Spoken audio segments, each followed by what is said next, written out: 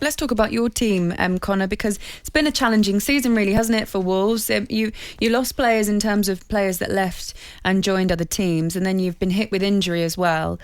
How would you sum it up?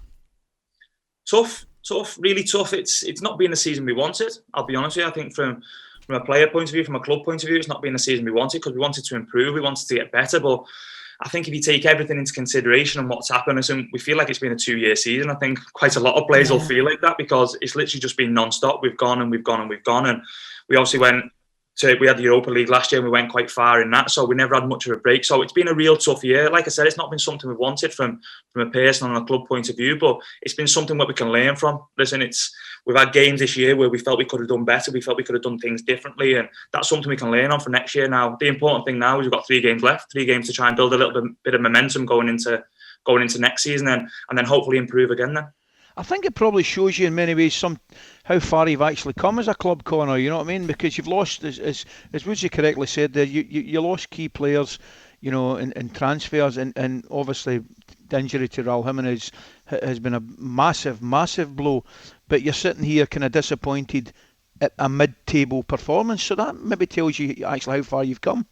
Yeah, I think so, mate. I think it's the expectation that comes with it, with the couple of seasons we had coming into the Premier League. It was incredible for us, them 2 seasons. So then when obviously you have a season like this, it kind of sits in your head of, we should be doing better, we should be doing this, we should be doing that. But there has been factors to it. But listen, it's hard to sit here and say we've had injuries. Listen, every club's had injuries, every team's had injuries. It's been up to us on the pitch to try and put things right. So like I said, there's a lot to learn from. That's a good thing about our football club. We've got such young players at the club. We've got a manager who's making us learn every single day who we're listening to. And that's the important thing now going into the rest of this season and then into next. At least you can regroup now, Con. Like, do you know what I mean? When the season finishes, you can go away and refresh your mind like everybody. Then when you come back into pre-season, at least you know, look, this is what we need to work on. This is how we know to get back to where we was beforehand. And probably learn from the mistakes. Look, players leaving the football club and injuries, that's part and parcel of being a player of a club, isn't it? Do you know what I mean? But you as a captain looking in, what have you had to do to kind of keep the lads together and focused and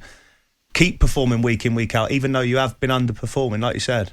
Yeah, you're spot on, mate. I think first and foremost, it's more mentally the break for the summer. I think it's more mental rather than physical. I think physically we can keep on going. There's no problem physically. I think mentally it's been a tough year. It's been a tough 2 years, if I'm being honest. I think in terms of being captain, mate, it's been tough because we've not been able to go out and do things, not been able to go out for food, not been able to go out on Christmas do and different things like that. Do you know what I mean? So it's been tough. We've been trying to do things within the training ground. We have fines here and we have the wheel. I'm sure you know about all that. Do you know what I mean? All different things to try and keep things going within the training ground. So it's been good. And I'm lucky, mate. I'm lucky I'm in the changing room that I'm in because the lads are fantastic. We've got such a young group of lads who are willing to learn every day. And like you said, I think it's good that we can look back on this season now and we can look at where we've gone wrong. Because we've gone wrong in certain aspects of it. And it's important we put that right then over the summer. How's Nuno?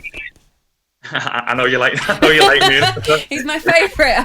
I just love him. How is he? Yeah, no, he's great. He's great. It's been something, like I said, this season's hit us all hard, if I'm being honest with you, Laura. It's been something where, like I said, we've not been happy with where we are, so it's hit us all hard. But the good thing is we've got a manager who's trying to improve us every single day, and he's fantastic. Listen, he's been fantastic since he comes to the club and all the years he's been here now. So it's important we all come together and keep on listening to him as much as we can, really. You were mentioning it feels like a season of 2 seasons rolled into one because Wolves, you played that many extra games because of how far you went in the Europa League and everything that happens before and after that as well. Your season as well might continue into the summer considering the Euros is coming up. You played a big part in Gareth's plans in the last few games that we've seen. So how do you view the summer and at some point are you going to have to go, right, I just need a quick break? No, I'll be honest with you. I'm hoping and praying that does happen in the summer. Listen, that'll be incredible. That's something that I really want to happen. Listen, the manager there's got such a tough choice in terms of what he's going to do, but hopefully something like that happens in the summer and we can go and do that. So in terms of that coming around, it's brilliant. It's so refreshing when you go there. Listen, the people there are fantastic. It's a different football to club football. International football is different, so it's fantastic when I go. So it's something that hopefully things work out and I might be able to go, but we'll take that when it comes, really. Yeah. We obviously wish you all the very, very best, and we hope you're in that squad.